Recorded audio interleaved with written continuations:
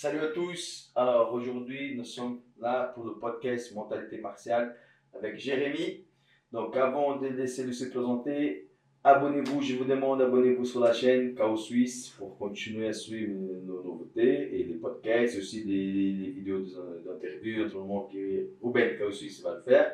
Partagez, likez et puis voilà. Donc d'abord merci Jérémy. Merci. On va avoir accepté l'invitation. Très bien. Donc, je sais que tu viens de gagner le championnat du monde à Abu Dhabi en JB.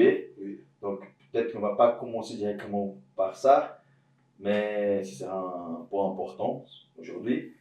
Donc, si tu peux juste te présenter un peu qui tu es. Jérémy Fischer, 43 ans, combattant Jiu-Jitsu, artiste martial, Jiu-Jitsu brésilien. J'ai commencé le Jiu-Jitsu en 2015-2016 et j'ai tout de suite accroché en fait. D'accord. Actuellement, tu es ceinture marron. Je viens d'avoir la ceinture noire dimanche.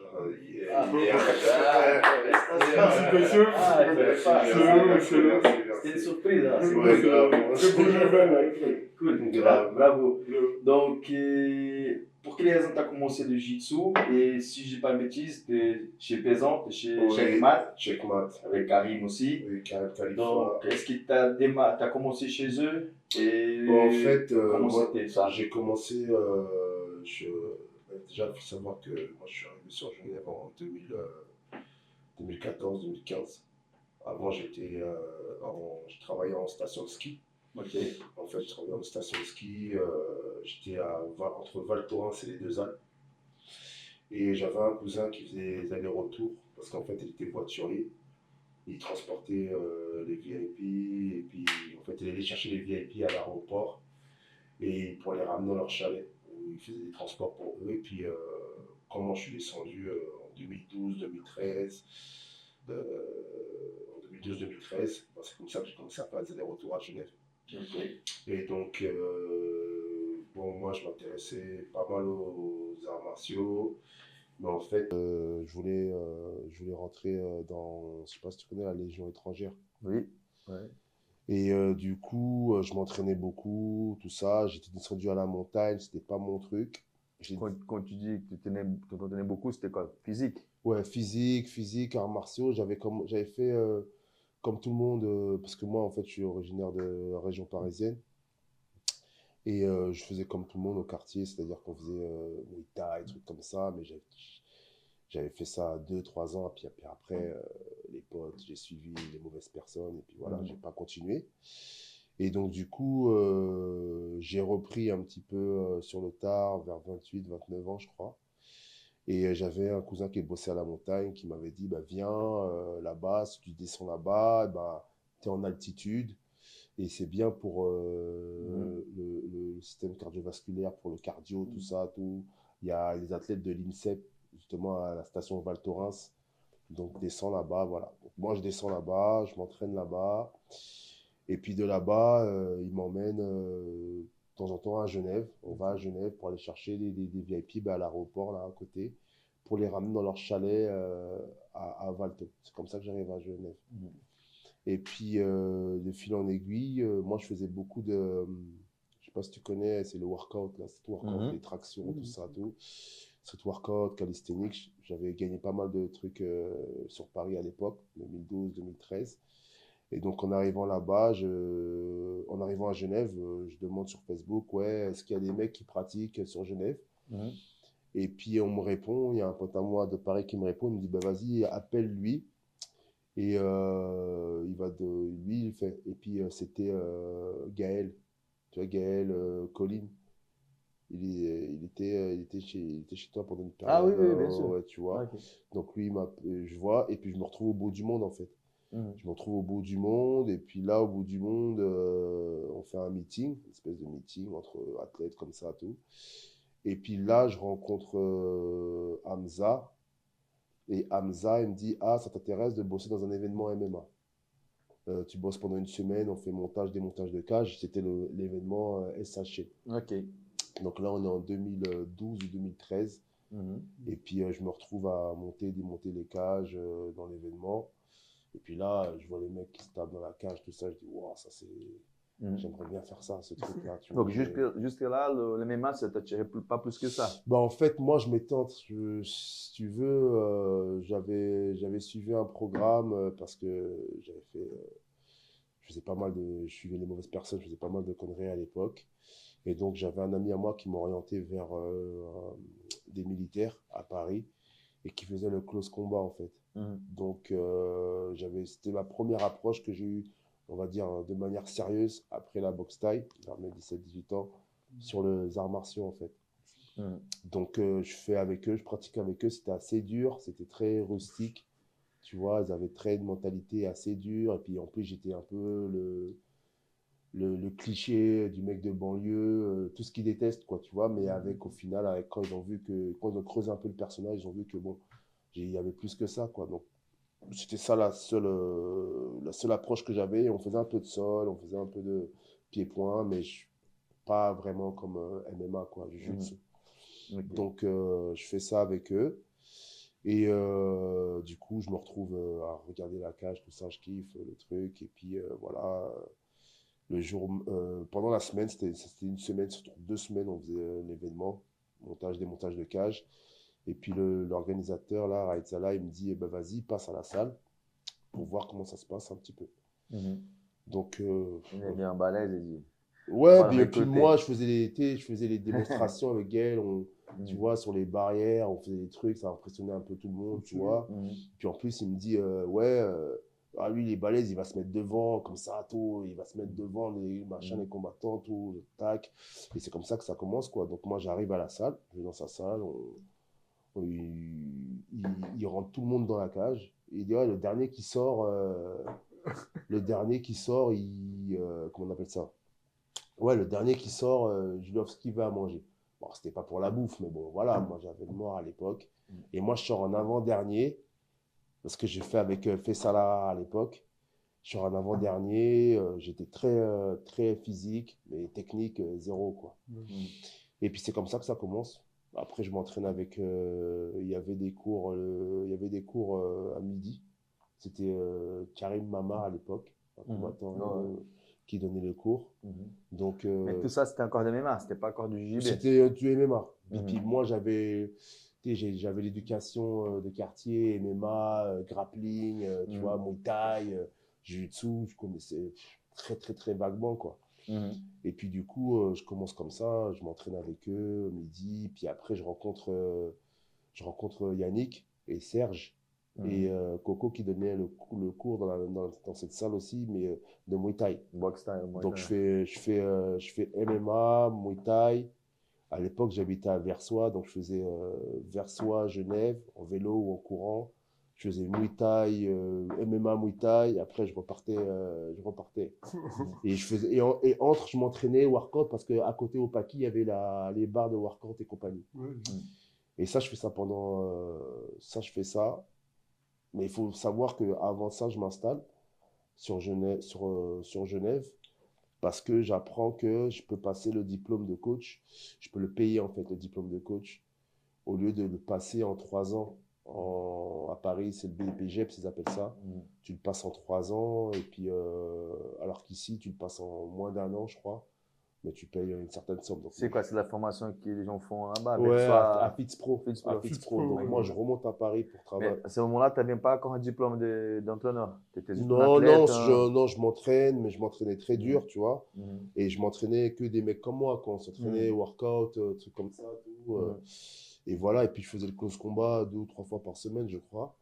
Donc j'avais pas vraiment j'avais pas vraiment de base de martial pure, quoi, on va dire, mais j'étais très, très physique parce que je voulais rentrer dans l'armée.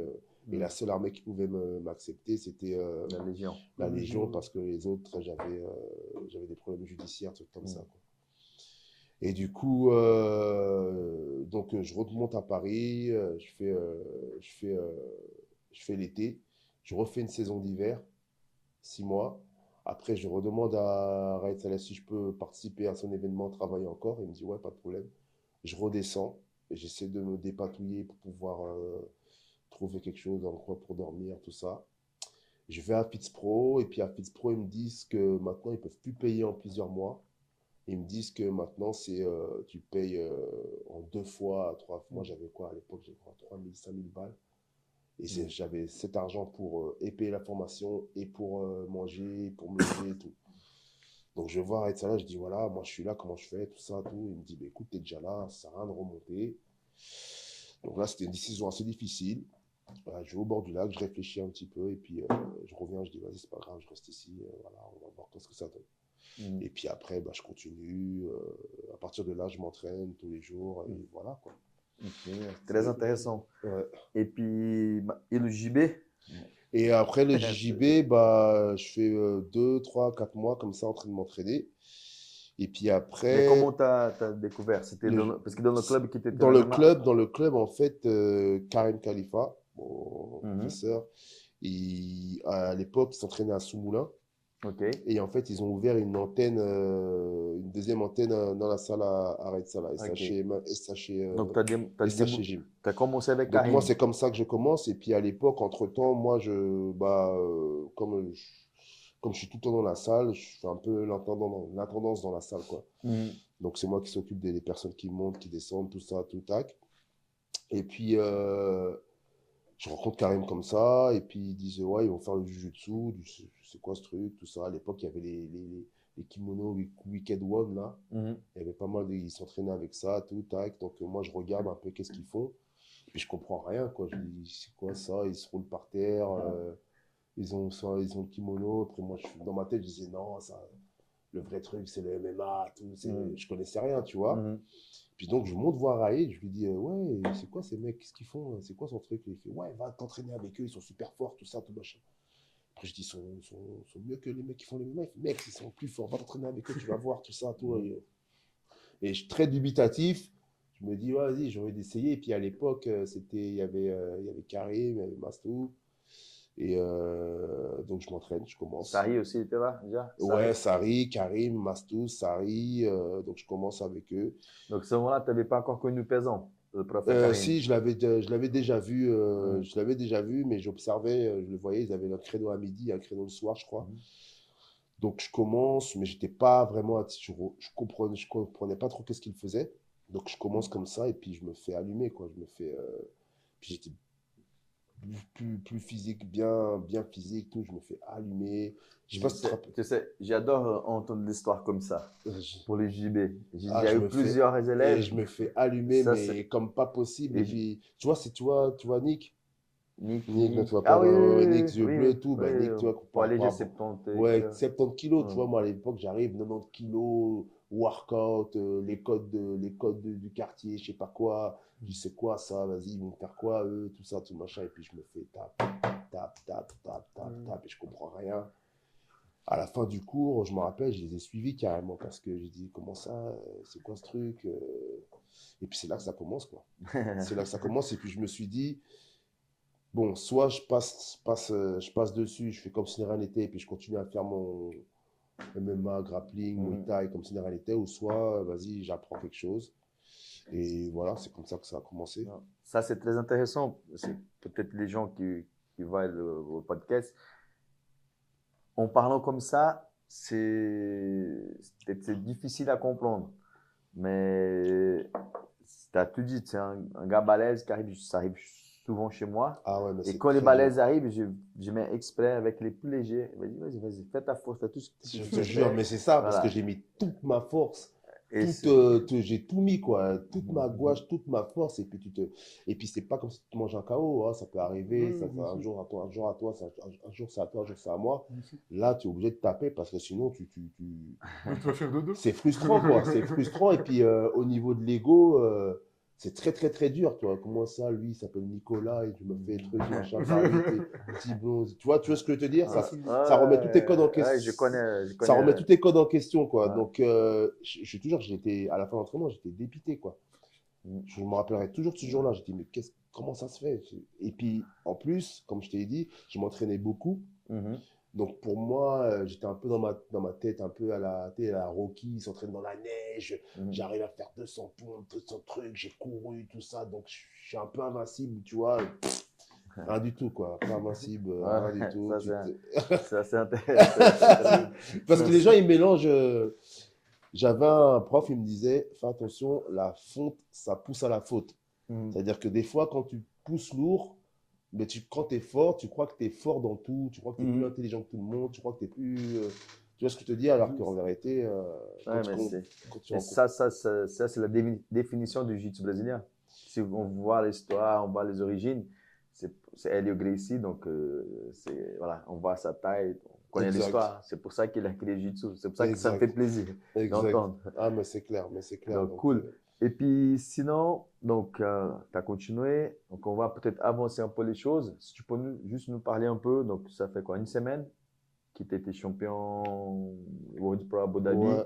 en ceinture marron. Ouais. Donc, si tu peux nous raconter un peu comment s'est passé le tournoi. Donc, tu peux aussi parler un peu de ton palmarès aussi au JB des grands tournois que tu avais déjà gagné avant. Moi, en fait, je suivais mon prof, Karim, dans les compètes. Il me disait, il faut que tu fasses des compètes, il faut que tu fasses ci. Donc, au bout d'un mois, 2 mois, j'ai très vite été dans les compétitions. Et j'ai suivi le RIMT. Et puis, j'étais toujours dans une éternelle préparation, en fait. Tu vois, c'est-à-dire que une compétition en emmenait une autre. J'avais cet esprit compétiteur, même si je perdais. Faut savoir que pas mal de compétitions, j'ai beaucoup perdu. Et puis après, je commençais à trouver mon jeu. Et puis voilà, j'ai continué. Et puis c'est une suite d'échecs, de victoires qui m'a amené là, quoi, en fait. Parce que je me suis créé des opportunités en trouvant mes poches un petit peu, prendre les petites pièces qu'il y avait au fond pour aller faire des voyages, certains voyages, certaines compétitions qui m'ont amené des opportunités, rencontrer des gens, etc. Mais ouais, c'est une suite de travail en fait qui fait que j'arrive là. Ouais, ça, je pense que c'est très important aussi, surtout pour la jeunesse. C'est-à-dire, tu as tout dit, c'est un investissement qu'il peut le faire. C'est un investissement qu'il faut faire. Et ça veut dire que c'est un choix C'est un qu'il peut faire choix. aussi. Un choix. Et sans les sacrifices, c'est Ben impossible. ouais, c'est ça, sans les sacrifices, tu sais que bon, il y a des choses que tu vas plus pouvoir faire parce que tu as entraînement. Tu sais que tes week-ends, tu vas être en compétition, donc tu vas pas forcément être avec tes potes en train de t'amuser ou en week-end ou en vacances. Tu sais que l'argent que tu gagnes, bah, ça va être pour la compétition, pour la préparation, etc. Mais voilà, c'est un choix que tu vas faire au fur et à mesure, quoi. Moi, c'est ce choix-là que j'ai fait parce que bah, le sentiment, l'adrénaline qu'il y a dans la compétition, je trouve c'est un des meilleurs sentiments qu'on puisse avoir, quoi. Et puis ça, c'était ton résultat plus important, ce tournoi, ou tu as eu des autres résultats déjà à peu près le même niveau, voilà. Et quelle était la sensation à la fin, quand l'arbitre t'a levé ta main après la finale? Bah, c'était une sensation. C'était quoi le film dans ta Le tête? truc, c'est que j'ai fait le double. J'ai fait, master, j'ai fait pro. Et bon, je voulais avoir les deux. Mais j'ai regardé derrière le parcours que j'avais accompli, puis j'ai fait enfin, parce que le truc, c'est que j'avais été à Vegas et je m'étais fait sortir à Vegas. Bon, il y en a qui disent que c'est l'arbitrage, mais voilà, c'est 0-0. J'avais les boules, ils lèvent la main à l'autre. J'étais le favori. Ça, c'était en finale ou C'était à la finale. Non, c'était le premier combat. premier combat? Premier bon combat à Vegas, j'arrive. Je suis favori sur le papier et puis je sors parce que voilà, j'ai pas assez démontré de choses en tant que favori. Donc l'autre, il s'était mieux défendu, ils l'ont donné à l'autre. Voilà, je l'avais eu mauvaise. Et donc j'ai renquillé avec Abu Dhabi, quoi. J'ai dit, vas-y, je vais aller là-bas. Et j'ai bien été content d'être traité parce que ça a été une formidable aventure. Maintenant, pour revenir à ta question, quand tu m'as dit, ouais, quel est le titre dont je suis le plus fier? Je pense que c'est la première fois où j'ai pris le championnat d'Europe. Master aussi. C'était en Italie. Ouais. C'était le Nogi? Non, c'était en Guy 2022. Ceinture violette. Ah oui, ils ont fait pendant le Covid, c'est vrai. Pendant le Ils Covid. ont fait, ouais, Bah justement, avec ces histoires de Covid, j'ai eu plein de galères, de papiers, les mecs qui voulaient pas te laisser passer. Bon, moi, je suis croyant, donc je dis pas que ça a eu. J'ai fait une prière, je dis s'il te plaît, laisse-moi rentrer. Il ne voulait pas faire rentrer les gens. Et puis je me suis retrouvé dans l'aréna. J'ai dit alors là, je donne tout, quoi. Donc voilà, après 6 ou 7 combats, ou un peu plus, porte ma catégorie, je prends ma catégorie et je fais troisième open class. Ça, franchement, c'est une des victoires dont je suis le plus fier parce que j'avais préparé durement ce championnat-là. Et puis, il y avait eu plein de galères pour faire ce combat. C'était une période difficile. Ouais, c'était une période difficile, c'était une période assez éprouvante parce que... Quand tu dis que tu étais bloqué, c'était quoi? C'était dehors la salle? Parce que moi, j'étais là aussi cette année. J'ai accompagné des élèves. Je m'appelle qu'il y avait toute l'histoire des tests, Covid, Ouais, masque, tu pouvais rentrer ou pas. c'était ça. C'était les tests, voilà. Je m'appelle, Le c'était un test, peu... ils ne voulaient pas me faire passer parce que mon test n'était pas valable. Il fallait faire un certain test où je ne me rappelle plus ce qu'il fallait. Moi, j'avais fait un type de test et puis voilà, c'était galère, quoi. J'ai perdu mon passeport. Ah ouais. C'était la totale, quoi. Et puis bon, je suis rentré quand même. Et puis voilà, j'ai fait le résultat qui a fait. Cool. Et pendant toute ta carrière en JB, quel moment tu as senti, tu as vu que tu avais le potentiel pour avoir des résultats? Parce que des fois, ça peut venir de l'athlète même, mais des fois, peut-être c'est le coach aussi qui vient, qui lâche un mot. C'est plus le coach. Voilà. C'est plus le coach. Quel moment tu as... C'est plus le coach parce que à l'entraînement, c'était difficile. J'étais physique, mais j'en avais marre qu'on me complimente sur le physique et pas sur la technique, en fait, tu vois. Donc, voilà, c'est ce qui pêchait un petit peu. Donc, à l'entraînement, c'était très dur.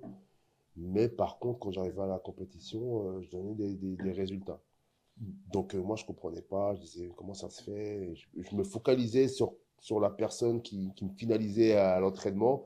Je disais, mais attends, mais lui, ça veut dire que s'il va à la compétition, il va faire des résultats de fou. Et en fait, mon prof m'expliquait que c'était plus par rapport au mental que tu as. Ah, ça, c'est très important. Et puis après, je l'ai compris par la suite, parce que ces mêmes personnes-là, elles faisaient peut-être pas autant de compétitions que moi, mais elles étaient très bien au club. Mais pour gérer le stress, j'ai une capacité pour tout ce qui est stress, ces trucs-là, tout. Je fonce, et puis après, je regarde comment ça se passe, quoi. Et puis voilà, là où d'autres personnes peut-être vont pas avoir cette facilité-là. Ouais, au Brésil, on utilise une phrase, on dit il y a des gens qui sont des lions d'entraînement, mais chats de compétition. Et aussi là, le contraire, il y en a qui ne sont pas forts d'entraînement, chats d'entraînement, mais sont des lions de compétition. Ah ben je pense que c'est ça. Et puis le mental, c'est tout. Ouais, je pense que c'est ça. Je pense que c'est le mental. Et puis à partir de la blanche-bleue, voilà, après à partir de la violette, marron, là, tac, là ton mental de lion, ça sert. Et si le mec il est plus technique en face, tu peux avoir le mental. Tu peux avoir tout le mental que tu veux. Si tu es un balèze, tu as une bonne condition physique, ceinture blanche, c'est clair que ça peut faire une grosse différence. Ouais. Bleu, ça commence à faire moins de différence, mais violette, ça peut encore jouer. Mais de la violette, c'est vrai que si tu n'as pas la technique, c'est notre niveau, c'est autre chose. Donc j'ai adapté mon jiu-jitsu, j'ai commencé à chercher mon jeu. Actuellement, si tu dois définir c'est quoi ton jeu, tu préfères passer, tirer? Moi, j'aime bien passer. J'aime bien passer, mais je suis à l'aise dans la demi-garde. Okay, c'est-à-dire que je travaille essentiellement la demi-garde à l'entraînement. Et le jour de la compète, j'essaie de te faire tomber. Voilà, quoi. Donc, je travaille la pire situation où je pourrais me trouver. Et jusqu'à ce que je me sente à l'aise dedans. Et puis après, voilà, quoi.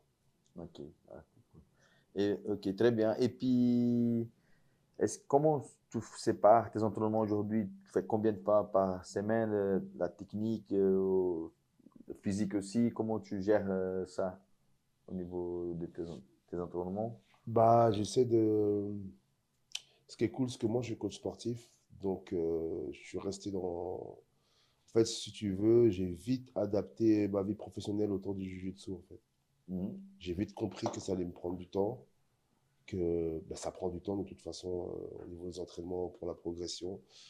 Donc, j'ai vite adapté ma vie professionnelle autour pour que je puisse être optimal pour mon jiu-jitsu. Donc, je suis coach sportif, donc je suis toujours en train de m'entraîner. Ou quand je suis avec les clients, je suis toujours un petit peu avec eux. Mais c'est souvent un entraînement physique, un entraînement jiu-jitsu, ça tous les jours. Tous les jours. Donc, Tu vois. tous les jours, tu fais au moins Ouais, deux fois, une fois physique. 5 fois par semaine. 5 Ok. fois par semaine, tu vois. Je fais une fois physique, une fois jiu-jitsu, ou bien l'inverse. Quand le jiu-jitsu, c'est l'après-midi à midi, ou bien le matin, bah, je vais faire jiu-jitsu, et puis après, je vais faire mon physique après. Et tu donnes des cours du JB aussi actuellement Bah, je donne aux débutants. Ok. Pour l'instant, les enfants, j'ai un bon contact avec les enfants. J'ai une facilité avec les enfants. Et maintenant, avec la Black Belt, il va falloir que je... Mais ça, c'est un truc que j'appréhende beaucoup, tu vois. Hmm. Pour pas te cacher. Ok, cool. Et puis, sinon, donc, dans la carrière de tous les compétiteurs, donc on a des combattants, des combats. Est-ce qu'il y aurait quelqu'un qui t'a déjà combattu en Suisse, en JB, en MMA aussi, on n'a pas encore parlé de MMA, on va parler après. Tu voulais refaire un combat, ou sinon quelqu'un que tu n'as jamais combattu, qui dit, écoute, peut-être un combat avec, je ne parle pas d'une rivalité, mais Ouais. plutôt, peut-être une rivalité aussi, mais plutôt tu vas un combat qui c'est intéressant dans ta tête. Parce que je voulais combattre aujourd'hui, voilà, jamais combattu avec lui, ou est-ce qu'il y a quelqu'un qui vient dans ta tête comme ça, combattant Bah ou... là, il y a Morge, là. Il y a Morge, là. Mhm. J'ai peur d'y aller parce que c'est en Black Belt, tout C'est ça, la tout première, machin. hein. Ouais, voilà. Mais il y a, comment il s'appelle ah, mince. Oh, il est chez Cloud Jiu-Jitsu. Ah, je crois que je vois qui c'est. On est frères, hein, c'est mon gars. Aïe, Mais tu as aïe, déjà aïe. combattu avec lui dans d'autres Oui, ceintures? j'ai combattu avec lui à Grappling Industries Ok, je vois et qui c'est. il m'avait Quoi, battu. 94 kilos. Ouais, 88 kilos, il est pas mal. Et ça fait pas longtemps qu'il est passé noir non plus. Et ça fait pas longtemps qu'il est. On se suit. Ça fait pas longtemps qu'on est passé noir. Oh, il va m'en vouloir de pas me rappeler de son nom. Cloud Jiu-Jitsu, si tu Je m'entends. crois que c'est. Attends, Ferdinand, voilà. Ferdinand Ok. Chance. Ok. Et grave balèze, grave fort. Donc voilà, si on peut se faire cette revanche là-bas, si je passe pour la demi-finale ou la finale, tu vois, ça serait cool. Après, moi, franchement, quand le gars il est fort, je trouve ça excitant, tu vois. Je dis, waouh, tu vois, tout, voilà. Ok. Je trouve, sans pour autant, sans animosité, mais j'aime bien quand je sais que le mec est fort. C'est testé, quoi. C'est Ouais, testé. voilà, c'est Ouais, mais testé. c'est ça. Voilà, c'est le but, je pense, Ouais, de tous les compétiteurs. Voilà. ouais. Et puis, est-ce qu'il y a des combattants, des coachs, des athlètes qui t'ont inspiré pour ton jiu-jitsu, que voilà, tu as regardé, j'aime bien son jeu, j'aime bien la personnalité des athlètes des JB, des Euh, anciens, d'actuels, de Suisse, de partout. partout. Ouais. Euh, moi, je regarde beaucoup. Moi, bah, moi, Pesaro, j'aime bien, j'adore. Parce que il est atypique. Mhm. J'ai bien aimé Leandrolo Mhm. pour son latitude, tout ça, tous ces trucs-là. J'aime beaucoup Damien Maia Mhm. parce que il a adapté, il a fait quelque chose dans le MMA. Mhm. De Avec un JB très technique. avec un Très... JB très technique, tu vois. Ah, j'étais un peu dégoûté quand il a perdu contre. C'était contre qui là? C'était contre Woodley, je crois. Il avait perdu contre Woodley. C'était Ousmane Odley. Il a perdu contre Ousmane et contre Woodley. Mhm. Un peu tout ça, tout là. J'aime beaucoup. Euh, Après, au niveau de l'inspiration, bah ouais, j'aime beaucoup Jacare. Mhm. Je trouve qu'il a puissance et technique, tout ça, tout. J'ai trouvé. C'était incroyable. Et il est incroyable aussi. J'aime beaucoup. Euh, Bernardo Faria. Demi-garde. Ouais, ouais, ben on m'a. Ouais, Ben c'est très voilà. intéressant. Il est venu chez nous une fois, et je crois qu'il Non. était chez vous Ouais, aussi, non? ouais. Il est venu chez nous une fois, et c'était vraiment un stage incroyable. C'était un des meilleurs pour moi, parce que, voilà, donc c'est mon métier, c'est mon travail, j'analyse beaucoup, je regarde les combats. Et puis sur demi-garde, c'est une référence. Mhm. Et quand il a fait le stage, chaque fois qu'il montait technique, et à la fin aussi que je discutais avec lui, j'ai réussi à comprendre pourquoi tout le monde connaissait son jeu. C'était basique, mais très efficace. Parce que c'était comme un puzzle dans son cerveau. Il dit, Ouais, si je fais ça, le gars fait ça, je fais ça. C'était incroyable. Ça me ouais, fait... j'adore regarder ces podcasts, ces vidéos, tout. Et puis, on m'a conseillé de le regarder pour travailler la déméliade, etc. Et puis, j'aime bien son jeu.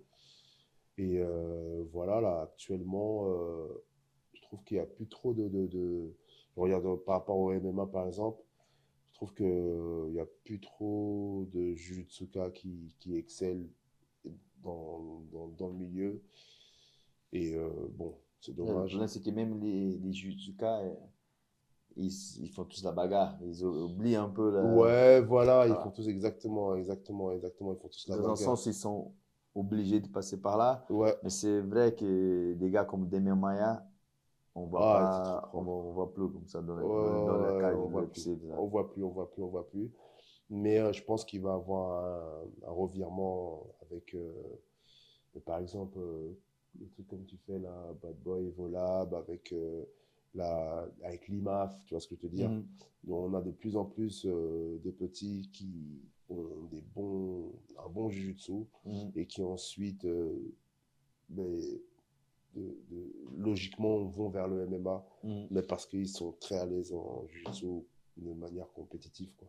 Ouais, c'est possible. Ouais, Ouais. c'est vrai. Je trouve que c'est la bonne voie, c'est les bons steps à prendre pour ceux qui veulent faire le MMA, d'avoir une base de jiu-jitsu d'abord, tu vois. Les Donc, élèves. une autre question que je voulais te poser.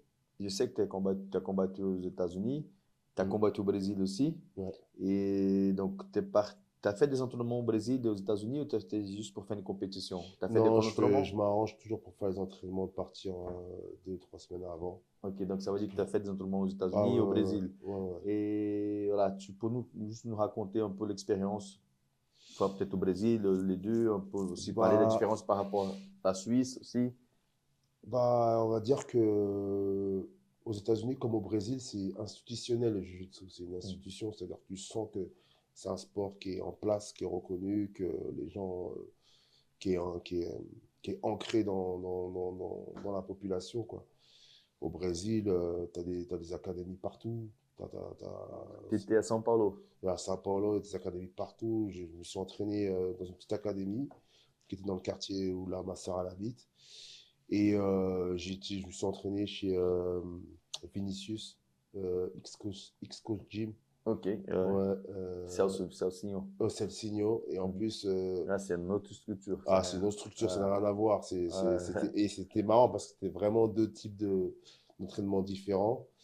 Et j'ai vraiment aimé Celsinho, comment c'était. Et d'ailleurs, je suis arrivé la période où il faisait un super fight Ouais, la avec préparation pour le BJ Star ouais, BJ contre Star Peter Frank. contre Peter Frank. Ouais, il a perdu de peu. Ouais, à la fin, ouais, c'était un peu Ouais, et polémique. puis j'ai eu l'avantage de pouvoir tourner un peu avec lui, tourner avec les compétiteurs de son gym. Il y a eu un bon feeling qui est passé et c'était cool, quoi. C'était vraiment cool. Quand je vais aux États-Unis, je suis parti au headquarter de Checkmat. Mhm. Donc là, pareil, tu vois les gens que tu vois dans ton portable sur YouTube, Bouchécha, comment ça s'appelle, Varvinsky, tous ces gens-là, les Gomez, les frères Gomez. Voilà, tu as des mecs qui sont à l'UFC, Bellator qui passent Et tu as tourné avec un de ces gars que tu as cité. Tu as réussi à tourner avec Ouais, un. ouais. Et c'était lequel qui t'a plus impressionné pendant tout le moment que tu as tourné? Moi, j'ai pas tourné avec Bouchécha, tout ça, mais j'ai eu la chance de tourner avec les frères Gomez Mhm. parce qu'ils sont simples, tu vois, c'est des jeunes, tout ça, tout. Et puis, comme j'ai été plusieurs fois, bah après, voilà, les gens, Mhm. au bout de première semaine, c'est la petite première semaine d'approche, ils ne te connaissent pas trop.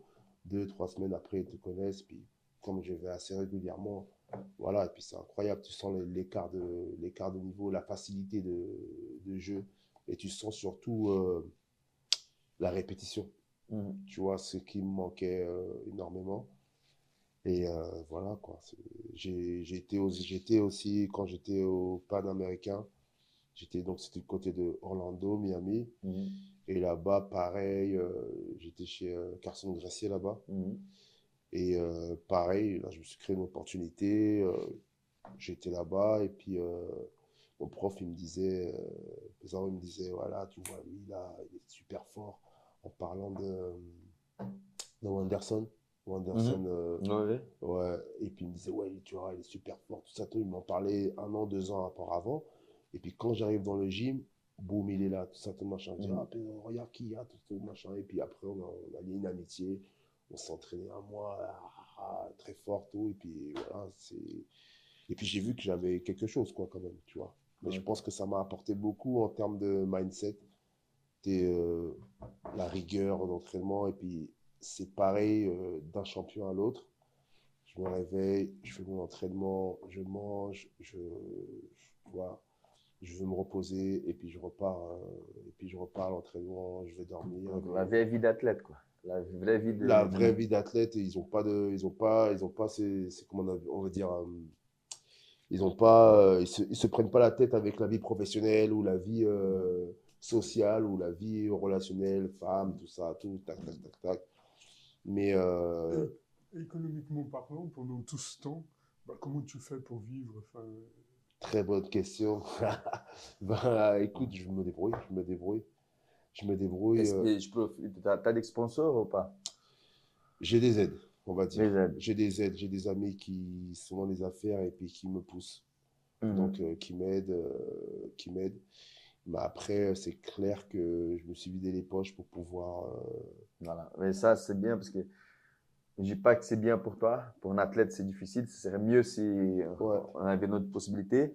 Mais ça tombe sur le truc qu'on a dit avant. C'est un investissement c'est un investissement. et puis c'est des sacrifices. C'est Parce des que le sacrifices. truc qui me casse la tête des fois ici, surtout les jeunes, ouais, 50 balles, C'est compétition, cher, 70 balles. voilà. C'est clair que c'est pas, ouais, je ne veux pas dire que c'est pas cher.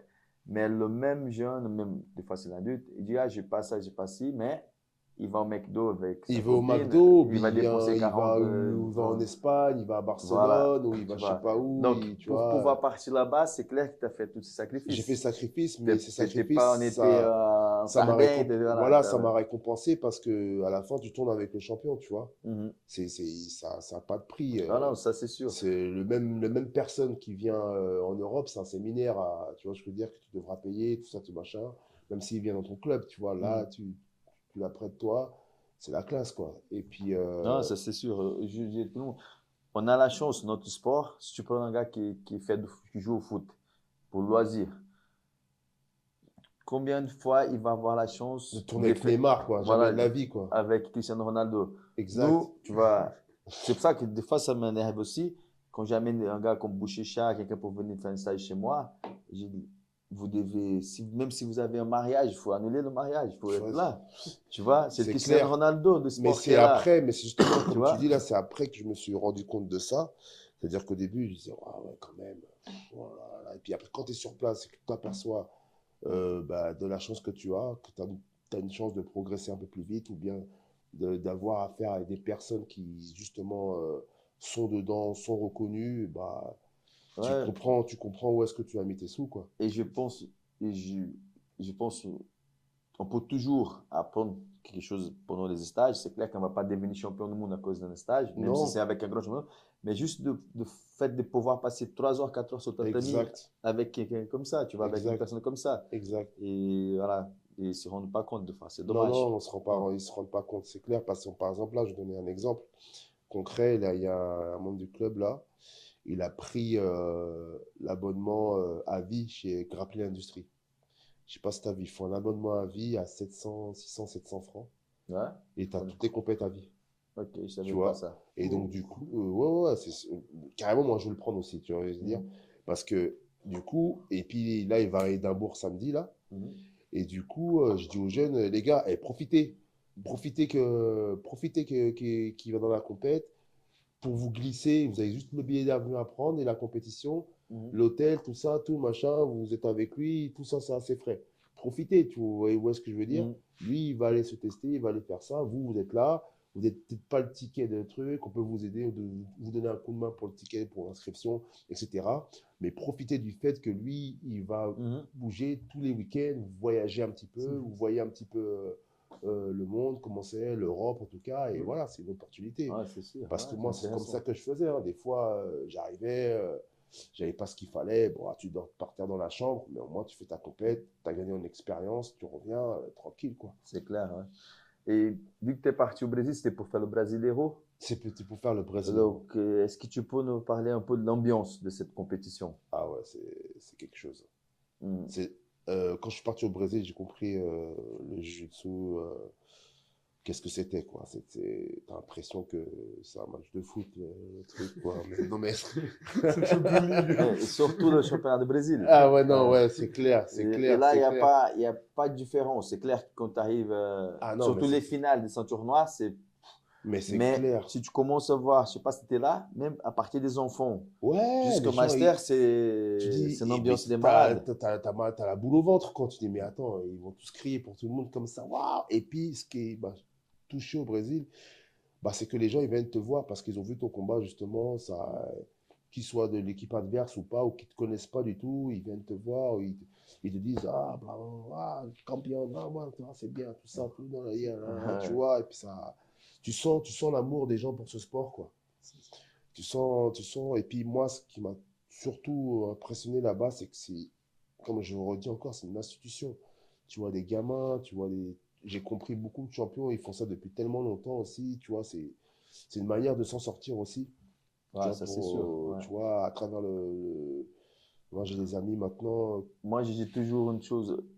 Moi, comme je suis brésilien, j'ai vécu presque toute ma vie là-bas. Donc, malgré nos problèmes, surtout politiques, Ouais, et ça touche toute la population, le Brésil ne va pas pire que ça à cause des projets sociaux. exact. Ouais. Et quand j'étais jeune, on avait un seul espoir, c'était le foot. Un gamin qui sorti d'une communauté pauvre de favela, Ouais, il devait avoir le rêve, il devait être un joueur de foot.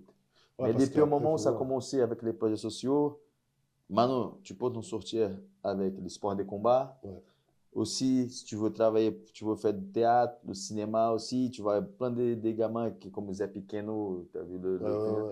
qui ont sorti. Donc, ça, c'est une partie très importante. C'est ça C'est clair. on va dire comme ça, peut-être je vais exagérer un peu, mais c'est ça qui équilibre un peu, Exact.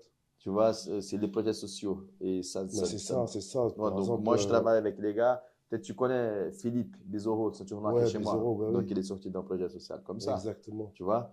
Donc, ça, Non, grâce au Jiu-Jitsu, il a pu changer son destin, tu c'est vois. clair parce que tant que tu n'es pas été au Brésil, tu ne peux pas comprendre la dimension sociale. Là, tu vois le pays, tu dis, ah ok, il y a des gens qui vivent comme ça. Moi, je suis privilégié. Je pensais que, ah ouais, truc, bon, j'allume ma lumière, j'ai de l'eau chaude, voilà. Il n'y a personne qui meurt de faim hein, dans les Ouais, c'est sûr. quartiers. Tu vois ce que je veux te dire? Voilà, tu vois des gens, j'ai fait des trucs, comme je disais, Saint-Santeria, le quartier où ma soeur habitait avant, tu, il y avait il y avait un mur, un long mur comme l'immeuble là, que des homeless, tu vois, je veux te dire, que des homeless, c'était impressionnant, j'étais là, mais Mm.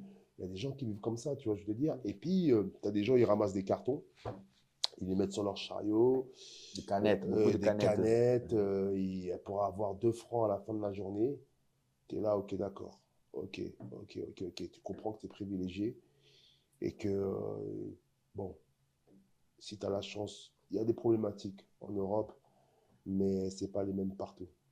Et donc tu comprends beaucoup de choses. Ouais, je dis, quand je disais les Wanderson ou bien les Jensen, tout ça, tout machin, quand tu regardes d'où ils partent et où est-ce qu'ils en sont arrivés, les mecs, ils se battent depuis tout petit pour en arriver là. C'est un rêve de tout le monde. Par exemple, à Abu Dhabi, à Abu Dhabi, il y a les sélections pour le Brésil. C'est-à-dire que les mecs, Ouais, ils combattent un jour avant. ils combattent un jour avant et puis il faut qu'ils passent les sélections. C'est des mecs qui sont super balèzes. Mhm. Tu vois, je n'ai pas trouvé ça juste. J'ai dit, ah ouais, j'étais avec les mecs, tout ça, tout là, là. Ouais, ça fait Ils me disent, longtemps, ça fait quelques années qu'ils ont démarré. il y a beaucoup de réclamations du côté brésilien. C'est clair que C'est pas cool. le Je gars, dis, ils font, attends, moi ils font- j'arrive, je ils passe font 4 direct, je guerres passe déjà avant, quatre 4, finales. 5 guerres avant contre des Ouais, mecs grave balèzes. ouais. Moi j'arrive parce que voilà, j'ai le statut européen, j'ai pas besoin de faire toutes ces guerres-là. Je dis, ah ouais, c'était pas cool. Et c'est pour Pas ça qu'il y a cool, pas cool. certains Brésiliens qui sont en Europe, qui ont le passeport européen. Ah, il passe direct. Ouais, ils sont, ils Ah, ne il représentent passe pas le direct. Brésil, ils s'inscrivent pour le Après, Portugal. c'est pareil pour les Russes, c'est pareil pour. Ouais. Mais c'est parce qu'il y a un gros vivier de combattants chez eux, quoi. Donc voilà. Ouais. Voilà. Et puis, comment tu gères une défaite après? Je profite pour te demander comment tu gères après une défaite, comment tu gères avec ça. Et puis aussi, ta préparation. Donc, on a parlé un peu tout à l'heure, mais physiquement, tu avais dit que tu as fait 2 fois, c'est un. Alors quand j'ai une grosse échéance, tu veux dire. Mhm. Ouais, Bon, plus spécifique. voilà, Tu changes un peu, tu gardes toujours la même. ouais, je garde toujours la même. Je rajoute un peu plus de sommeil Mhm, parce que j'ai un rythme assez, j'ai des grosses journées. Donc j'essaie de plus dormir, donc j'enlève plus de professionnels mhm. pour rentrer Donc dans là, ça tombe encore dans un sacrifice, un investissement. Exact, Ah. exact, exact, exact, exact. Ouais, voilà, j'étais plus jeune, je faisais la sécurité, je travaillais à l'usine. Ouais, Et puis, si j'avais un tournoi une semaine avant, j'ai arrêté, donc moins de l'argent. ouais. C'est toujours comme ça. Exactement. Donc moins d'argent, tu vas solliciter pareil les sponsors pour pouvoir avoir un peu plus de beurre pour pouvoir faire ta compétition. Donc, ça Donc veut dire que tu donnes un peu plus d'importance au sommeil ouais, pour je la donne plus récupération. d'importance au sommeil et importance au jiu-jitsu aussi. Mhm, Je privilégie plus le jiu-jitsu que la préparation physique parce que la préparation physique, je le fais de manière régulière. mhm. D'accord? Et donc, voilà, je travaille aussi des aspects que je dois travailler, des faiblesses que j'ai en jiu-jitsu. Et si je peux savoir le jeu de mes futurs adversaires, ben, j'essaie de travailler là-dessus un Tu aimes petit peu. bien étudier tes adversaires. Pas systématiquement, mais bon, quand les brackets ils sortent, voilà, tu peux savoir un petit peu, Ouais, tu aujourd'hui, vois. aujourd'hui, l'analyse, c'est très important, ça fait Ouais, partie, voilà. je regarde quand même un petit peu, voilà, est-ce que je vais rester debout avec lui? Est-ce qu'il a le même jeu que moi? En général, comme moi, je reste debout. C'est soit il a le même jeu que moi, soit il va tirer la garde. Donc, dans un cas comme dans l'autre, il va falloir que j'adapte mon jeu. Mhm. Donc, ça, c'est un. Et puis, ouais, voilà, je mange mieux. C'est surtout ça. C'est l'hygiène de vie qui va être beaucoup plus rigoureuse, en Ok. fait. J'intensifie les sparring et j'intensifie les drills, tout ce qui est l'aspect martial. Et la préparation physique, si je sais, par exemple, dans 1 ou 2 mois, j'ai ce truc-là, j'essaie de l'intensifier un mois avant la compétition pour redescendre gentiment jusqu'à la Ok. compétition. Et par rapport à une défaite, comment tu gères ça? Bah, Non, moi, je pleure à bon coup, je voilà. pleure à bon coup, puis après c'est bon. C'est une façon, Non, non, non, non, chacun non, trouve sa façon. non, non, Non, mais non, par exemple, on peut bah, prendre un exemple, comme tu as dit, le championnat du monde. Donc, tu étais ah, c'est favori, dur, c'est dur, c'est il t'a dur, c'est perdu le dur, c'est premier dur. tour. Ah, c'est Donc, dur, c'est dur. comment tu as fait pour rebondir C'est là? dur, c'est dur, c'est dur, c'est dur. Bah, sur le coup, c'est très dur. Tu étais là, tu veux que le monde il s'arrête, quoi. Mhm. C'est très dur. C'est là que tu comprends ce que c'est le soutien. Mhm. Parce que dans la victoire, tout le monde te soutient. Ah, t'es trop fort, ouais, Ouais, tout le ouais, monde va ouais, taper sur le ouais, dos. ouais. Mais dans la défaite, il n'y a personne sur le coup, sur le moment, pour pouvoir te. C'est très, très, très dur. Là, c'était dur. Par exemple, j'étais tout seul. Mhm. J'étais tout seul. Bon, t'as du monde avec toi, mais c'est pas des proches, quoi, tu vois, je veux te dire. Mhm. T'es presque de. Moi, je me rappelle, j'appréhendais d'aller à l'hôtel, en fait, parce que je me dis, oh, mince, je vais me retrouver tout seul avec mon, mon esprit là, ça va être difficile. Ça va être difficile. Donc, voilà, t'es en décalage horaire, il n'y a personne qui va répondre. C'est dur. Mhm. Donc, ouais, voilà. Bon, c'est ça, j'ai pas honte de le dire. Je, je pleure à beaucoup, puis après, c'est bon. Ça passe. Ouais, voilà. Un bon conseil là, pour ceux qui ne savent pas Ouais, comment gérer. ouais, faut relâcher, faut De toute relâcher. façon, si tu veux continuer, tu gagnes, tu perds, lundi, tu dois être déjà sur le tatami. Exact. Et puis, je me souviens, par contre, la défaite, bon, c'est classique. Mais je me souviens plus de mes défaites que de mes victoires. Tu vois. La C'est victoire. peut-être ça qui fortifie Ouais, ouais. ton mental. Ah oui, oui, oui, Ah. oui, oui. Comme ça, tu n'es jamais dans ta zone de confort. Pour le coup, bah, par exemple, j'ai perdu au mondial, c'est ça qui m'a amené à Abu Dhabi. J'aurais gagné au mondial, je sais pas si j'aurais jamais été à Abu Dhabi, j'aurais jamais vécu l'expérience que j'ai eue à Abu Dhabi, tu vois. Et j'ai perdu, je veux dire que c'était pas technique, c'était pas une défaite parce que j'ai perdu, etc. C'était parce que j'avais pas jamais perdu comme ça, en fait. C'était de la décision, c'était OK. Et puis, donc, il faut avaler, OK, c'est comme ça, Ok. tu vois. Et puis, comme tu as dit tout à l'heure qu'on a parlé un peu de côté social, qu'est-ce que donc, qu'est-ce que le jiu-jitsu représente dans ta vie, hors le tatami? Quelle est la place du jiu-jitsu dans le tatami dans ta vie? Est-ce que tu as eu, donc on connaît, tu as dit au début, jeune, on passe tous par ces moments-là. Et avec le jiu-jitsu, est-ce que tu as eu un changement de vie? Qu'est-ce qui représente le jiu-jitsu brésilien pour toi dans ces côtés? Je pense que ça t'a aidé à être une meilleure personne à cause des valeurs qu'on trouve sur le tatami. Ou voilà, comment tu vois ça un peu? Moi, j'aime bien l'expression qui dit que tu t'affûtes sur le tatami, t'affûtes ton âme, ta personnalité sur le tatami. Et puis, voilà, quoi. Pour moi, le jiu-jitsu, c'est tout, quoi. Le jiu-jitsu, c'est. Il n'y a pas plus important que le jiu-jitsu. Non, je rigole. Non, je rigole. Bon, ça, c'est extrêmement. Non, mais je veux dire que le jiu-jitsu a une place importante pour moi Non. Comme pour moi aussi, je pense la plupart des gens, ça nous aidait, Je quoi. pense que c'est une école de vie. C'est une très bonne école de vie. J'ai vu dans le reportage, tu disais, Igor disait, c'est plus important que l'école, et je le rejoins là-dessus. Très bien. Ça, Franchement, c'est, C'est excellent. ça, non, c'est, non, je le rejoins. ça, c'est un point, J'ai aimé ça. c'est un point très important. Bien sûr, Pourquoi? Parce que j'allais même faire une vidéo, je vais le faire encore après sur mon Instagram. Parce que sur le moment, il y a des gens qui ont commenté, comme c'était en live. C'est n'importe quoi, il dit que l'école, que les religieux.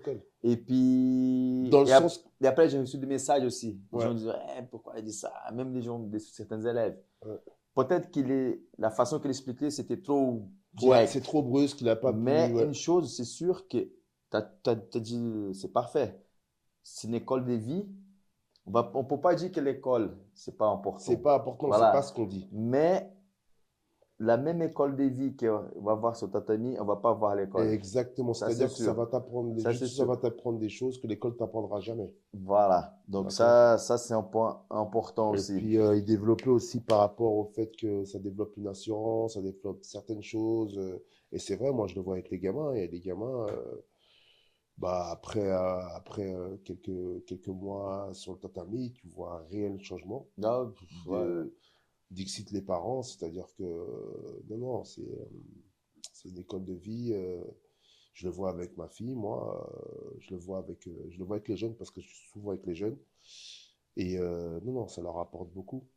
Et je pense que, ben, par exemple, dans les Émirats, là, à Abu Dhabi, ils ont mis ça dans leur école. C'est le meilleur Ah move, ouais. c'est le meilleur move qu'ils ont Ouais. pu faire. Il y a j'ai beaucoup de potes d'enfance, des Brésiliens, de cette chose-là, qui sont dans le Qui projet sont là-bas depuis là-bas longtemps. et Et voilà, je connais tout le système de A à Z. ils ont mis Comme ça les dans enfants, ils l'école. commencent dans les écoles, ils arrivent jusqu'à l'équipe nationale après. Ils ont mis ça dans les écoles. Et Il y a des à coupes. l'armée aussi, Ouais, ils ont mis à ouais, l'armée aussi. ils ont mis dans l'armée, ils ont mis dans les institutions de sécurité, police, tout ça, tout le là. Et ben d'ailleurs, moi j'étais chez un ami là-bas quand je suis parti à Dubaï et je demande à son fils, il y a Jiu-Jitsu dans ton école? Il me fait ouais. Je dis non, pourquoi tu fais pas Jiu-Jitsu? Il faut faire Jiu-Jitsu. Il fait ouais, je vais faire tout ça, tout ça. Après je lui dis, est-ce qu'il y a boxe taille? Il me dit non. Est-ce qu'il y a boxe? Non. Mais il y a Non, non, non. Jiu-Jitsu. C'est-à-dire qu'il y a Jiu-Jitsu au même titre qu'il y a, comment on appelle ça? Français, exactement. Et c'est le meilleur move qu'ils ont pu faire. Et d'ailleurs, dans les juvéniles en tout cas, tous les podiums, il y avait un local. Non, ils sont très forts. Dans tous les podiums, il y avait un local. Ils sont très Dans forts. Et tous je les vais podiums encore plus locaux loin. et dans les adultes et masters, bah, un podium sur deux, tu avais un local. Et je pense que d'ici 5-10 ans, Et le truc, c'est ils qu'ils vont être bien. sont déjà bien, Ouais. mais le truc, c'est qu'ils ils vont plus de côté, comme je travaille avec la Fédération suisse, Ok. ils sont presque à 100% de le côté de Newaza. Ah, ok, oui, c'est vrai, c'est Toute vrai, c'est l'équipe vrai. nationale, parce que malheureusement, Jiu-Jitsu, c'est pas olympique, le Newaza non plus, mais c'est une fédération qui est affiliée au comité olympique Oui, international. oui. Et tous ces gamins-là que tu vois qui rentrent dans l'équipe, quand ils sont déjà U16, U18 ans, U21, même avant d'arriver chez les élites, à chaque championnat du monde de Newaza, ils touchent l'argent, pas mal d'argent. Ouais. Il y a des enfants là-bas qui ils changent leur vie là-bas aussi. Ouais, grave. Tu Et vois, puis, le il y a des système. enfants, il y a des écoles de désert qui sont un peu perdus là-bas. Exact. Et puis ils rentrent dans l'équipe, ils ont des résultats et ils commencent à toucher de l'argent. Et le Mais système AJP, il est très bien, il commence à rémunérer toutes ces choses-là. Et puis, par rapport à l'UBGF, d'ailleurs, toi qui es brésilien, il faut parler à tes frères pour leur dire qu'ils arrêtent de bloquer le truc, là, parce que, parce que ils prennent du terrain tout doucement, mais de manière institutionnelle et intelligente. Mhm. Et là, j'ai entendu que Dana White, il voulait. Ah ouais, il va démarrer avec quelque chose. Et lui, Ouais. c'est un Américain, c'est un capitaliste, il va faire quelque Ah ouais, chose, ça va tu vois. Je pense qu'il va faire un truc. Non, c'est bien.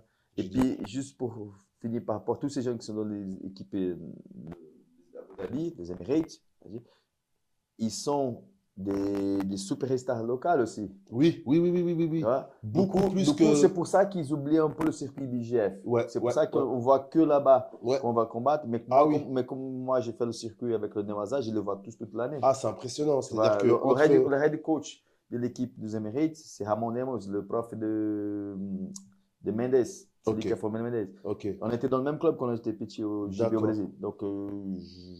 Donc c'est pour ça que je dis, je connais tout le système. Ah oui, puis Et- ouais, ils se sont accoquignés des services de vrais professeurs. Ouais, non, c'est une Ils structure. respectent le sport.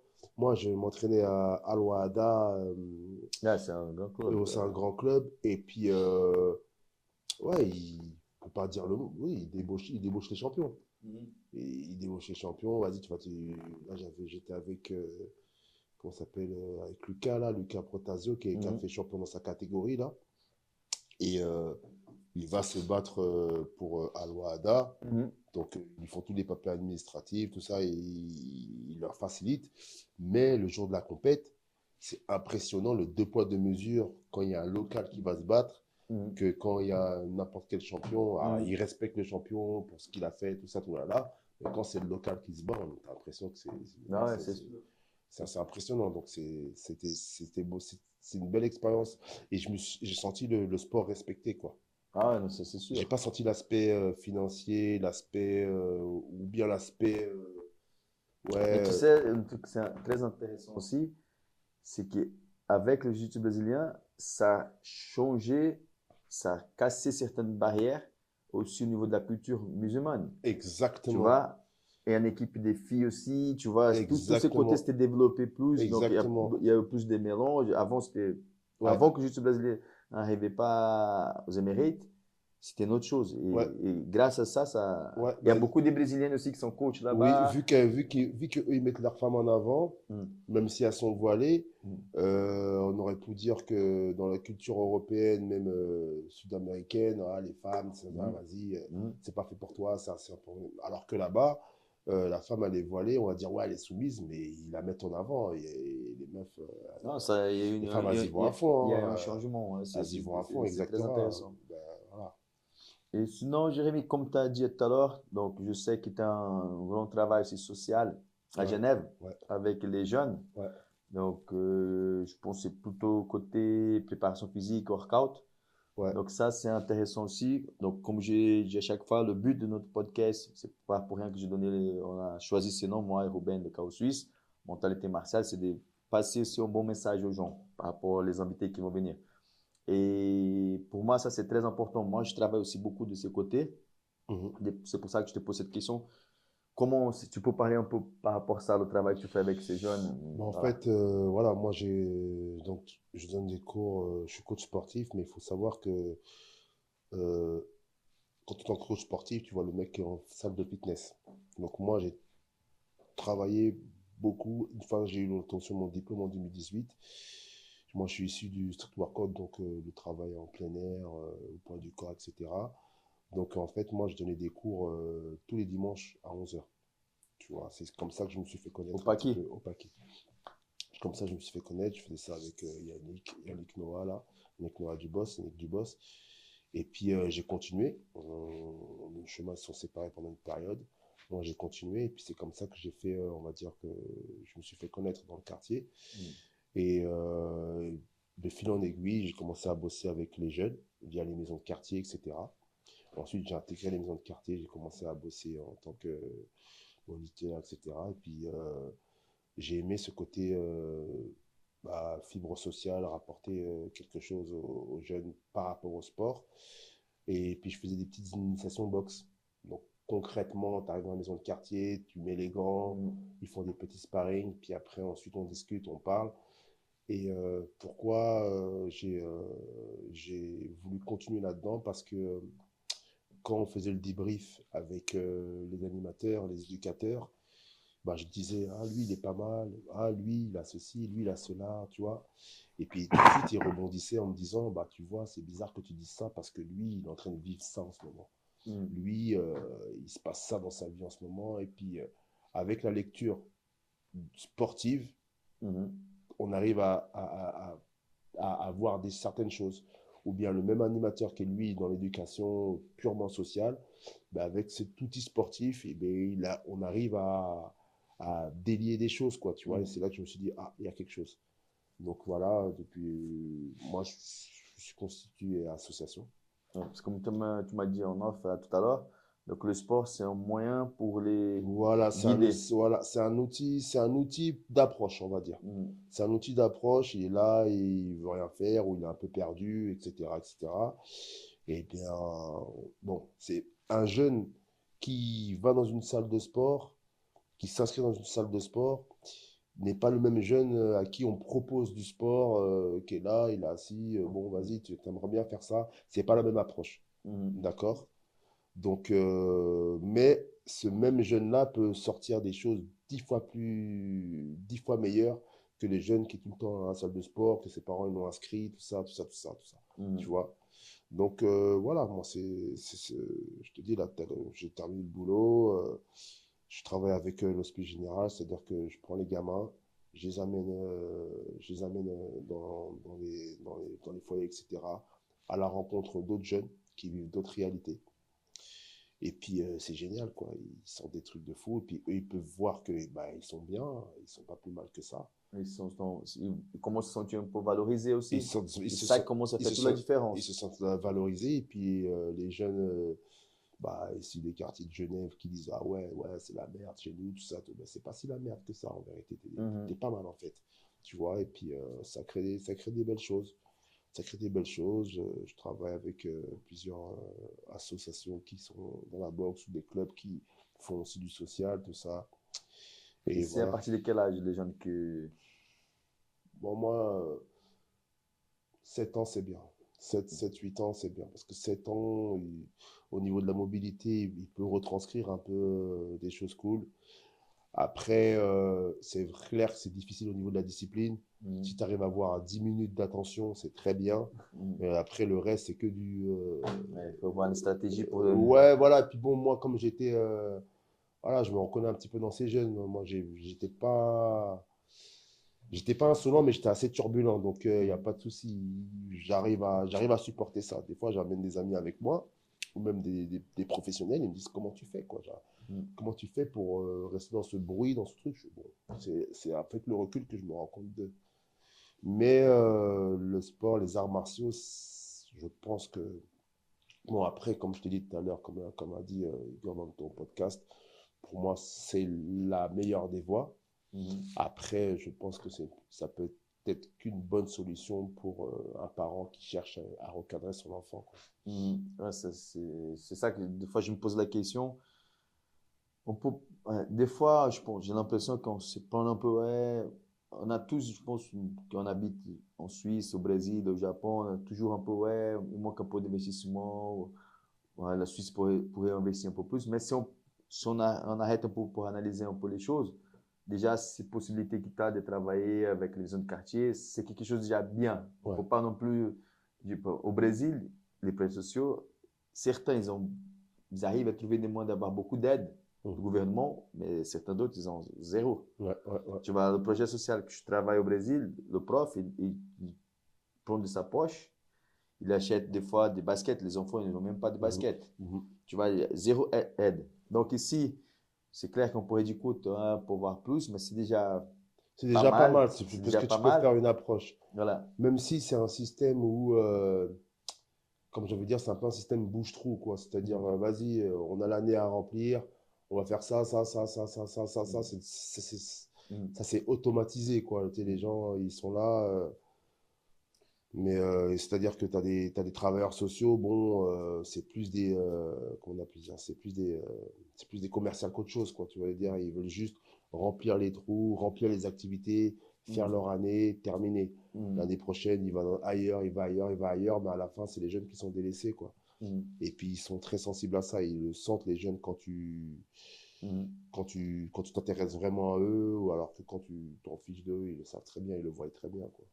Par contre, comme je disais avant, donc, je pense qu'on a tendance à réclamer, on va dire comme ça. Mais le truc des fois que je me pose comme question, c'est est-ce que les politiciens, ils ont vraiment l'idée de l'effet qu'on peut avoir avec le sport? Ça, c'est la question. Alors, ils Voilà. ont l'idée, Parce mais que ça peut bon, toucher plusieurs choses. ouais, c'est Santé clair. mentale, santé physique, ça peut que aider, Je tu dirais vois? plus que bon, les politiciens, ils cherchent la visibilité ou bien la paix. Mhm. Dans les deux cas de figure, s'ils n'ont pas la paix, ils vont être ouverts à tous les projets. S'ils veulent de la visibilité, ils vont être ouverts à tous les projets. Mhm. Après, c'est à nous, les acteurs socio-sportifs, de jouer avec les cartes. Mhm. Ouais, très bien. Voilà, tu vois, c'est comme ça, tu Ouais, je comprends. Bonne réponse. Ok, cool. Donc, je pense que c'est important, comme je dis, voilà, parler de ton travail avec vois. les jeunes côté social. C'est quelque chose aussi qui me touche beaucoup. Comme je t'ai dit avant, j'ai 2 projets sociaux aussi à Genève. Ouais, Et je travaille avec plusieurs au Brésil. ouais, puis Donc, c'est bien pour l'âme aussi.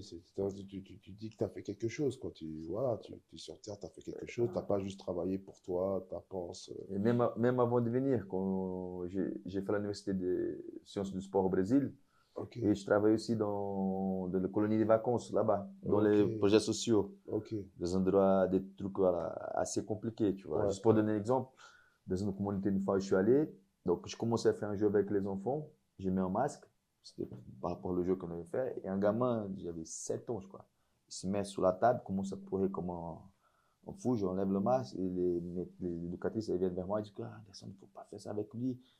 Regarde, il dit, parce qu'il a vu toute sa famille se faire tuer devant lui, et ils avaient tous un masque.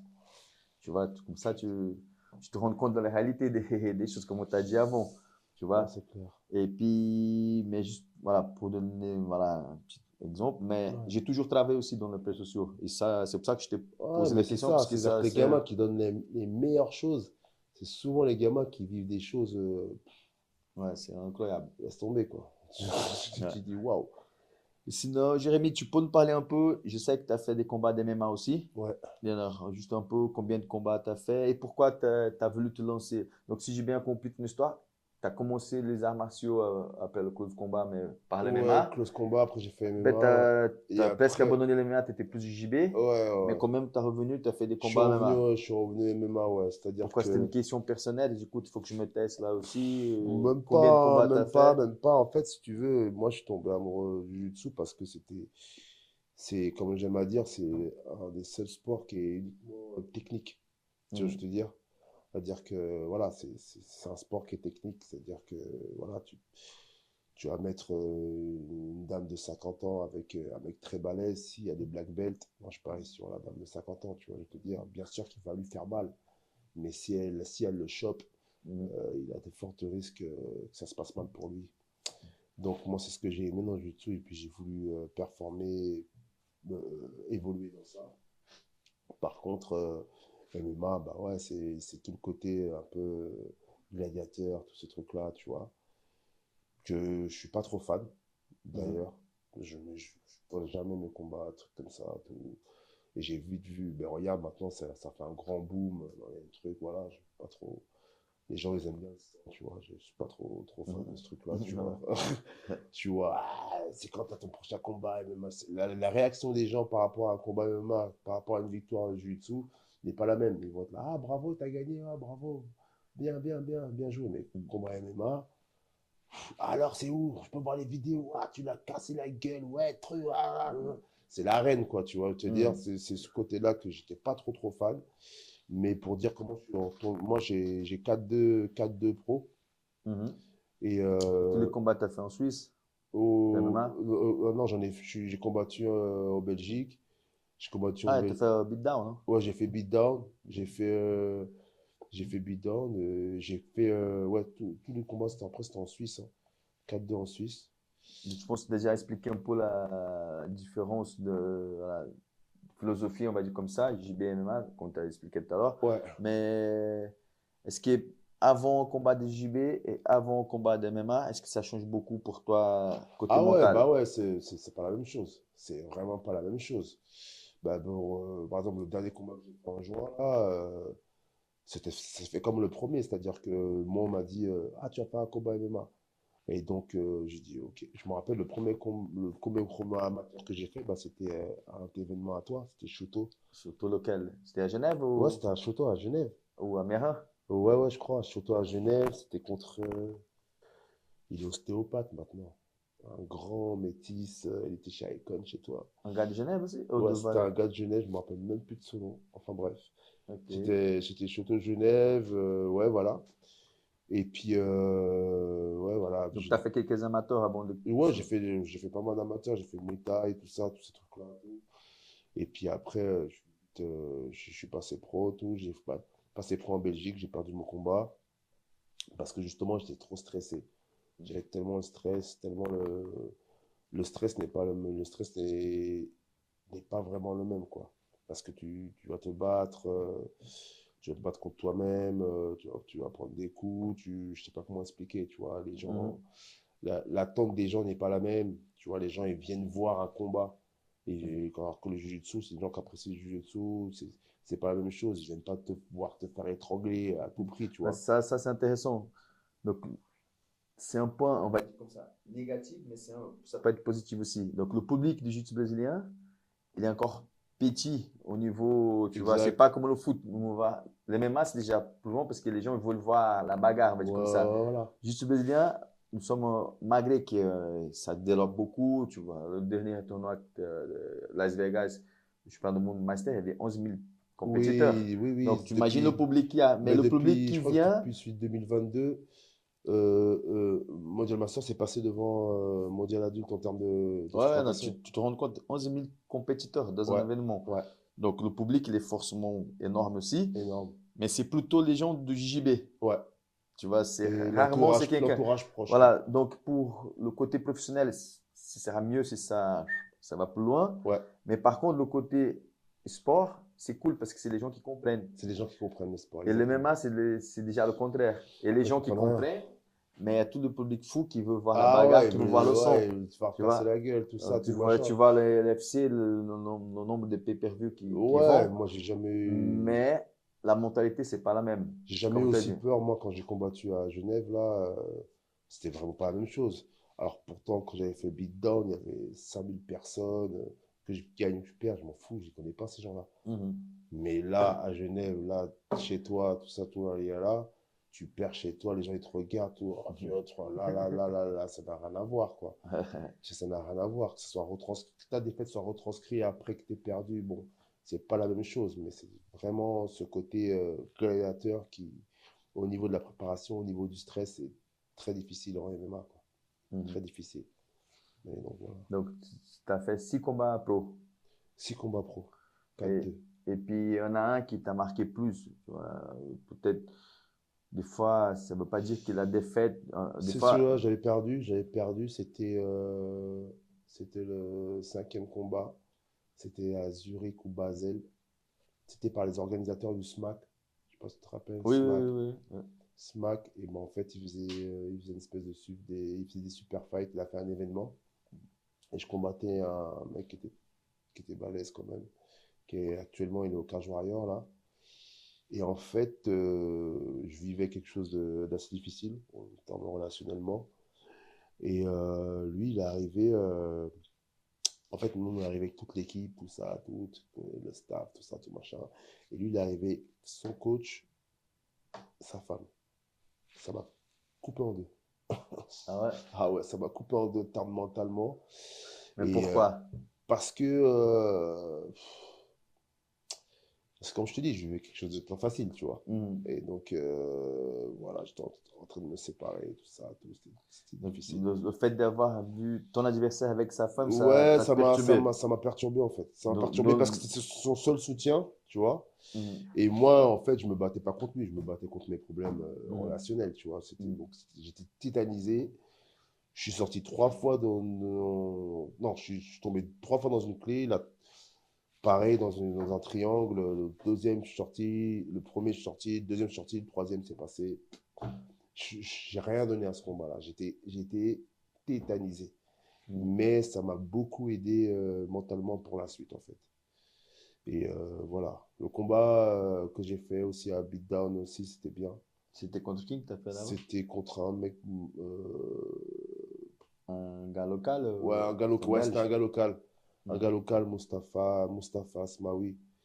Très balèze, tout ça, tout machin. Et en fait, c'était la star locale. C'était une des stars locales. Je me rappelle, on est dans l'hôtel, les mecs ils me disent, ah, c'est toi qui vas te battre contre Mustapha, t'es fou, tout ça, trop.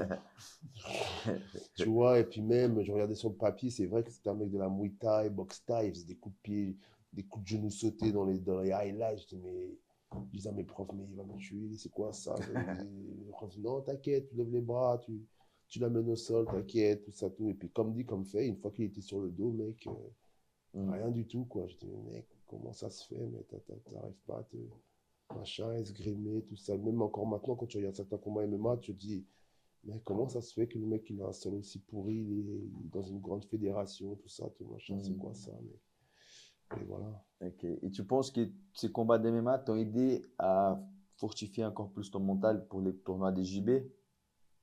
Ou pas vraiment? Alors Parce qu'on pourrait dire, écoute, je suis déjà l'un comme monté, l'autre, l'un monté comme sur l'autre, en fait, le hein. ring, j'ai monté dans la cage. Donc JB, au pire des cas, Non, l'un comme l'autre, l'un comme l'autre. Parce que pour préparer mes combats d'MMA, je fais des compétitions de jiu-jitsu. ok. C'est-à-dire, le top, c'est d'avoir. Là, je vous donne un secret, les gars. Le top, c'est d'avoir une compète jiu-jitsu juste avant, un combat MMA, si possible, 1, 2 semaines avant. Voilà. Comme ça, Ouais. t'as l'adrénaline. Ouais, c'est clair. Non, moi, j'ai déjà parlé avec notre coach. Tous mes gars qui font des MMA, ils font du JB, ils mettent le kimono. Par exemple, Saïd, il est Ouais. ceinture violet Bah JB, ouais, bah il voilà. fait des compétitions JB, un grappling. Et ça juste le jeu au sol. Ouais, C'est clair qu'après, on fait un travail spécifique pour le MMA. ouais. Et aussi, ça donne l'opportunité de garder un rythme de Ouais, et puis compétition. au niveau du stress Tu vois? aussi. Donc, ça, c'est Au important. niveau du stress, bon, tu vas te faire moins. Bon, tu peux te faire très mal dans une compétition de jiu-jitsu, mais tu vas te faire moins mal que dans un combat d'MMA potentiellement. Mhm, Et puis au niveau du stress, bah, tu as la moitié du stress au moins un minimum, tu vois. mhm, Donc quand tu arrives, tu es déjà moins stressé que le mec, quoi, tu vois. mhm. Si le mec, moi, je vois, il a déjà fait 3 4 compètes avant, ou il a déjà fait un combat il n'y a pas longtemps, je dis, mince, lui, au niveau stress, il va être beaucoup plus cool que moi, tu vois, je vais te dire. Mhm. Alors que si je vois, bon, il est dans sa préparation, ça fait 3 mois, il est dans sa préparation, son combat précédent qu'il a fait, c'était il y a 6 mois, un an, je dis, ouais, Ouais, le c'est déjà un rythme. peu plus cool, quoi, parce qu'il n'a pas le même rythme que moi, quoi. Et Ok. c'est valable en jiu-jitsu aussi. Après, est-ce que le MMA rapporte quelque chose dans le jiu-jitsu? Bah, peut-être qu'en termes de combativité, mais ça peut être un piège parce que justement, cette combativité, elle peut te porter défaut parce que tu Mhm. fonces, tu crois que voilà, alors que le jiu-jitsu, Il faut savoir gérer. parfois, il faut savoir gérer, il faut savoir se poser. Et c'est d'ailleurs, j'ai parlé pas mal de combats comme ça déjà parce que voilà, j'étais un peu trop dans l'explosivité, tout Ouais, mais ça. ça, c'est ça. Des fois, on pense que la technique, quand donc on commence avec la blanche, on commence à changer de ceinture, mais la maturité aussi, elle est très importante. Ah, Tu c'est vois. clair. Et je dis souvent ça à mes élèves aussi. Donc, chaque ceinture, c'est clair que voilà, le niveau technique il doit monter, mais aussi la maturité. Des fois, Ouais, c'est même, tu vois, juste la façon de commencé à pouvoir utiliser bien le poids de ton corps. Donc, c'est pas que maintenant je sais faire un renversement comme ça que je savais pas quand j'étais bleu. Mm. C'est les ajustes, c'est la maturité. Donc, ça va tout Bah, par ensemble. exemple, moi, je me rappelle d'un combat, c'était sur Gillette ou mort. C'était l'European Master en Espagne, là. À Barcelone, Ouais, Barcelone, exact. voilà. International Master, Voilà, IBGF. voilà, et BBGF. Et puis, en fait, euh, j'avais tentative de takedown, etc. Tout. Et le mec, il avait tout absorbé.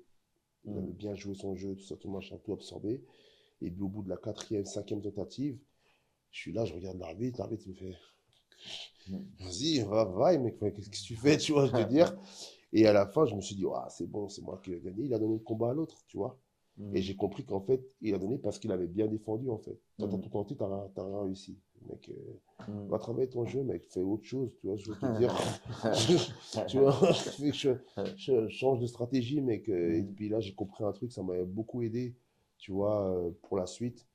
Et voilà, quoi. C'est ça, comme tu dis, parfois, il faut savoir ajuster son jeu, il faut savoir avoir la bonne maturité, toutes ces choses-là. Très bien. Ruben, tu veux poser une question? J'ai pas de questions, donc j'avais tout dit, ça me convient. Sûr? Ça fait Ok. Donc, je pense qu'on arrive vers la fin. Yes. Donc, juste avant de finir, de laisser le dernier mot à Jérémy. N'oubliez pas, abonnez-vous sur notre chaîne, donnez de la force, comme on dit, partagez. Donc, le but, c'est de donner la visibilité aux arts martiaux. KO Suisse, mentalité martiale, abonnez-vous, les gars. Voilà. À Genève et aussi en Suisse. Et pourquoi pas, on va inviter des gens de France, Belgique. Donc, voilà, on va voir pour le futur. Et comme je dis au début, le but, c'est de transmettre un message aussi. Donc, merci beaucoup, Jérémy, aujourd'hui. Donc, je pense que les gens vont bien aimer. Et vu qu'on a parlé beaucoup sur ça, si tu peux laisser un message aux jeunes d'aujourd'hui qui font pas des sports de combat, des sports. Les gars, la discipline que j'ai acquise avec les arts martiaux m'a aidé énormément dans ma vie. Pour ne pas dire, m'a presque changé, quoi. Donc, si vous pouvez, je dis pas forcément venir faire du jiu-jitsu, venir faire des arts martiaux, etc., mais en tout cas, la discipline, c'est ce qui va vous ajuster, ce qui va vous permettre d'évoluer, ce qui va vous permettre d'affronter n'importe quel défi que vous pouvez avoir, quoi, je pense. Bravo. Et merci encore une fois, Jérémy. Merci beaucoup. C'était super. Merci. Merci, c'était très cool.